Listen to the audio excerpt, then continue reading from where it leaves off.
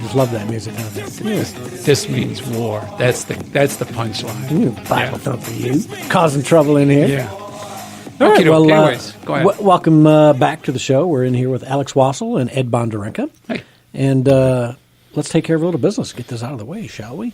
Cheryl Stockwell Preparatory Academy. If you're not happy with the public school systems, and who is, you might want to try private school. It's tuition free, 20-plus years in the running, and they teach conservative values, and it's one of those good reading, schools. Writing, arithmetic. That shouldn't even be, Yes.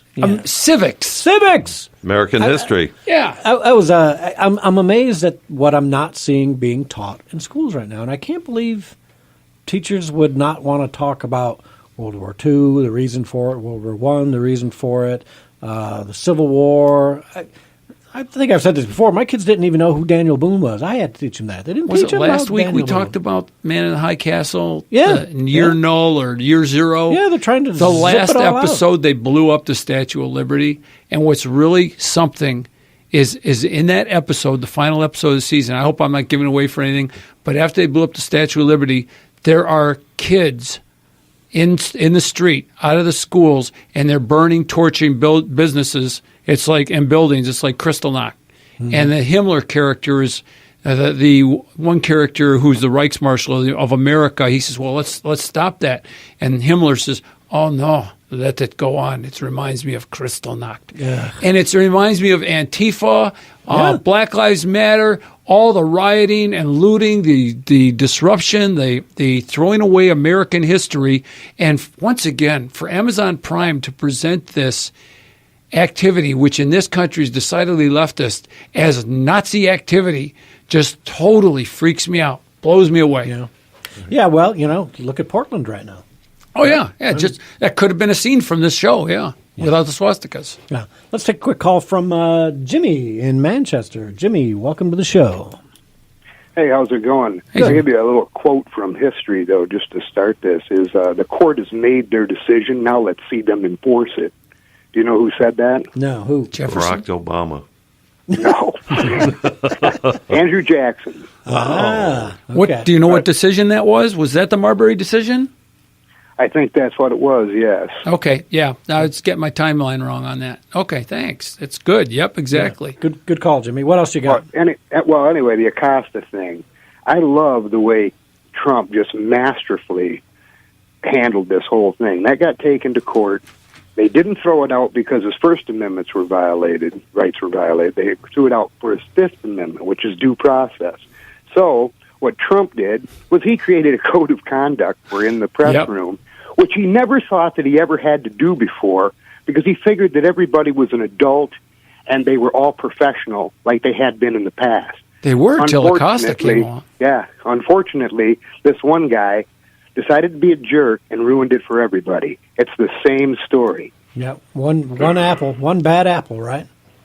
Well, right, but the best part about it is Trump wins this whole thing. Oh, yeah. Again. He said as soon as the 14 days are up, he's pulling his credentials again. And what he said, Trump, didn't he say, okay, then I'll just walk out and let everybody suffer. Nobody gets to ask questions. He pulls this again, I'll just walk away. Yeah. Right. Exactly. And I thought he was going to do that when Acosta, did you see in the press room? Yeah, when he started to walk away. He started turning around. I thought he was going to come and take the mic away himself. That's what it looked like to me. I went, whoa, Trump is not happy. Yeah, that would have been awesome. Yeah, what else you got, Jimmy? No, that's it. Oh, okay. I just think that Trump is really, I don't think you had to worry about him in the courts. I think he's smarter than what you think. He's really sharp on a lot of things. Yeah, Every time it looks like he's going to lose, he wins somehow. Yeah, the only thing that bothers me is the timing. This court thing can drag this out for weeks and months. I don't think we have weeks and months. Those caravans are going to be building up at the border like they are right now, and you're going to have thousands of people on the other side of that fence. And what action do we take? Do we break out the tear gas, the active denial system, water cannons? What are you going to bring to keep these people from trying to tear down the fencing that we've already put up? Mm-hmm. Right? I want to see him do the razor wire. Razor wire is a real trick. You don't just throw a blanket over razor wire. You know. Well, and the way they've done it, up the side of the wall. Yeah, it's pretty amazing what they've done. So we'll see. It's like those. All right. Well, thanks, Jimmy. Appreciate the call. Yep. Have a good day. You too. Who do we got? I don't know. I think I just hit a button, Derek. That was wrong. Who do we hang up on, Derek? I didn't hang up on anybody, I don't think. Derek, when he lets us know who it is, we'll figure it out. If I hung up on you, call me back. We don't take anonymous calls. But I don't get as many, vote for me calls lately, All right, so you wanted to talk about the USMCA, which is the replacement for NAFTA. Well, it's not the YMCA, it's the USMCA. Yes. USMCA. The village people. Yeah, I can do the village people. So, there's an article that Theron linked called What's Wrong with USMCA, and it's a Trojan horse, and a friend of mine, I can't use his name, this guy's real off-the-grid kind of guy, my Switzerland friend, and you've seen him on Facebook, by the way. Okay, I don't know. I'm not sure who you're referring to. So, you're a friend of his on Facebook. I don't even know what he wants me to say anymore. Okay. He's got like 50 different identities depending on the social media, But you know who you are. So he sent me a link to another article, and in that article it was pointing out that Justin Trudeau had introduced language into this agreement saying that we had to recognize transgender terminology and rights. So basically, if this becomes a treaty that Trump signs, that the Senate passes, which hopefully, dear God, they don't. If what Theron was pointing out in his article in, I'm sorry, where was that? I got it linked somewhere. Anyways, the big picture is they're putting things in this, and what did you say, 1,500 pages? Yeah. And so there are some things hidden in there, and I think we all assume that there would be. But let me ask you this though: it can't trump our Constitution. Well, that's the saving grace. A guy had commented on a blog that my friend had posted on. He said the saving phrase is, quote, under the authority of the United States, unquote. That authority is constitutionally bounded and limits what treaties can agree to quite as much as what laws can compel or forbid. Of course, these days the Constitution is merely of historical interest. Right, exactly. Well, that's interesting. The Senate needs a 2/3 majority to ratify this agreement, and I think there's going to be time to go over certain onerous aspects that we could find and see if we could remove them. Yeah, it'll be an interesting. It'll be interesting to see it go into the Senate, anyways, because you don't have 2/3 Republican, and even if you did, I don't think they were all on board with this, anyways. Hopefully not. Hopefully we can get the conservatives there to stop that. But Theron was referencing the New American and an article by Christian Gomez, if you're interested in reading it. Yeah, but it's a very global. It turns out that it's become a globalist issue, and we substituted for one thing. It looks like we substituted something much worse. Great. And, the question is, did Stalin know? If only Stalin knew. Well, if only Trump knew. Yeah. Does Trump know or not know? That's the thing. Yeah. All right, let's take a call from Walter in Ypsilanti. He wanted to weigh in on the Trump versus Roberts. Go ahead, Walter. Hey, man, have you noticed, you guys noticed, I know you have just the very thought that Donald Trump's president had, he has uprooted every phony hypocrite Republican, uprooted every liar, backstabber, all that and above. And let's just talk about the two Johns that backstabbed the country. Mr. John Roberts and John who McCain. Can forget John McCain? Yeah. What Obama never did care health care. Yeah. Because of those they both gave it to us. Still here. Yep. Roberts gave it to us, and McCain kept it to us, right? Yes, and one was a Bush appointee.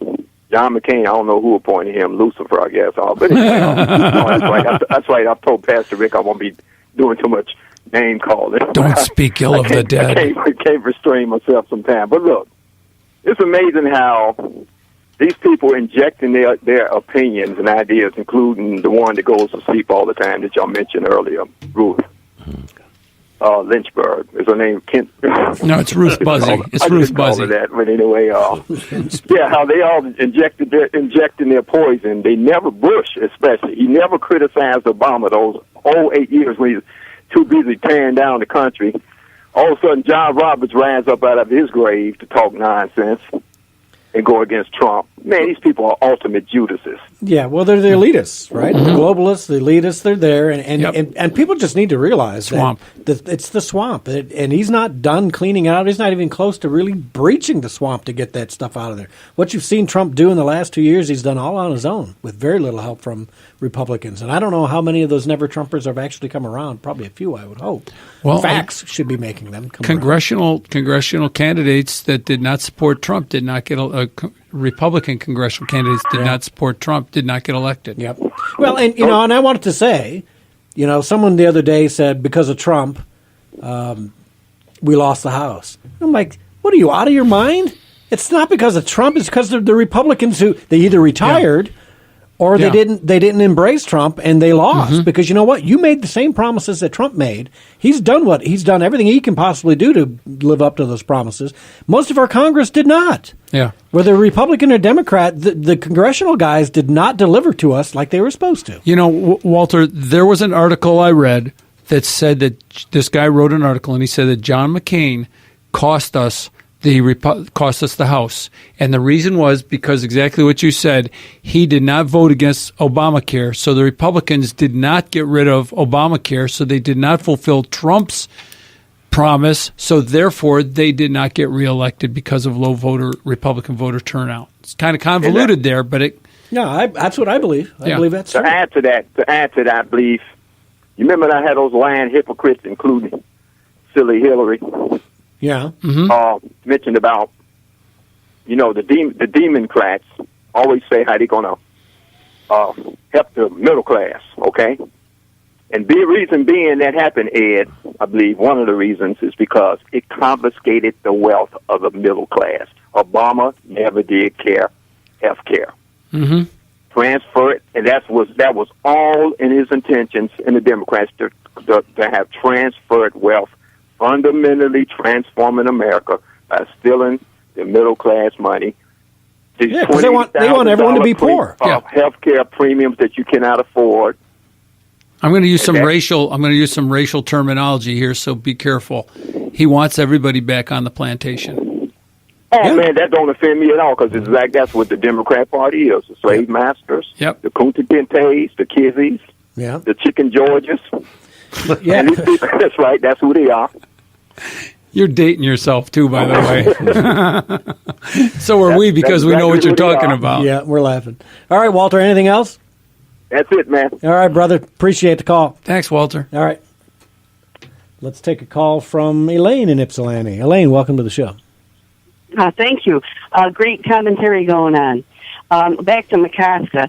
I'm watching NBC, and they show that when the president was dealing with McCaska, Peter Alexander from NBC, he stands up and he starts saying, "Mr. President, I've traveled with McCaska," and the president said, "I don't like you too," or something like that. But I may be mispronouncing that. Is it a meme? Are they called memes? I had heard that on another radio station, he loves to tell it. There was a meme, and it was the press room, and it was completely empty. Up in the front, where McCaska would be seating, was a high chair. That's Jim Acosta, right? Yeah, Jim Acosta. We're talking about Jim Acosta, Right where Acosta would be sitting, there was a high chair. Oh, that's cute. Awesome. Yeah, that is awesome. Yep. Yeah, that's a good one. What else you got, Elaine? We just have to keep fighting and just going on the best we can. Yeah, well, just keep listening and keep talking because you're doing a great job out there, Elaine. We appreciate your calls. Okay, and thank you Elaine. so much. You're welcome. Take care. All right, well, so it's happening, right? We're working. That's all we can do on a daily basis. After an election like this, I kind of go through a little bit of a letdown, but it's not time to let down, as Joe said, because now we've got Gary Peters to go after, who is beatable. Doesn't have all the coffers. He's still got a lot of money, but hopefully someone's going to step up and go after Peters on the Republican. If we can get a Michigan Republican Party that actually does anything. Amen. You know what I mean? I try and follow on Facebook what's going on with the Michigan GOP, and it's just a disaster. Yeah. For crying out loud, pull your heads out of your tuckuses, folks, and get your act together here in the Michigan Republican Party. It's just very disappointing. I wonder if Patrick will run. Pat Colbeck. Colbeck? Yeah, I wonder if he'd be willing. I'd like him to run the Michigan GOP.